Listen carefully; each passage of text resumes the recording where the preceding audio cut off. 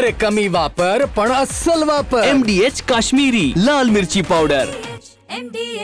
नाशिकच्या गडकरी चौकामध्ये ट्रकवर झाड कोसळण्याची घटना घडलेली आहे। आपण दृश्यांमध्ये बघू शकतोय की अग्निशमन दलाचे अधिकारी कर्मचारी या ठिकाणी पोहोचलेले आहेत आणि हे मोठं झाड जे आहे ते बाजूला करण्याचा प्रयत्न सुरू आहे। खरं तर उन्हाळ्यामध्ये खास करून वाळलेले जे मोठे वृक्ष असतात ते अशा पद्धतीने रस्त्यावर कोसळून अनेकदा वाहनांवर पडतात आणि त्यामुळे दुर्घटना घडत असते।